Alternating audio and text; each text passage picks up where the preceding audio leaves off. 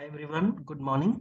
So today we will learn a function in which we can convert the data which is in the picture form in Excel table format.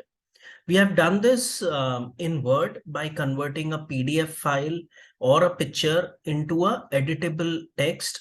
Now we will do it in Excel. So let's see, this is the table screenshot which I have taken from a website, and we will go to Excel. Okay. I hope the screen is visible. We will go to Excel and go to data and go to from picture.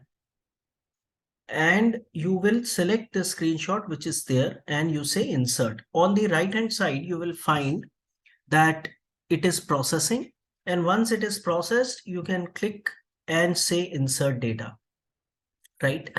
So you see, it has got converted into a editable format, a very handy feature.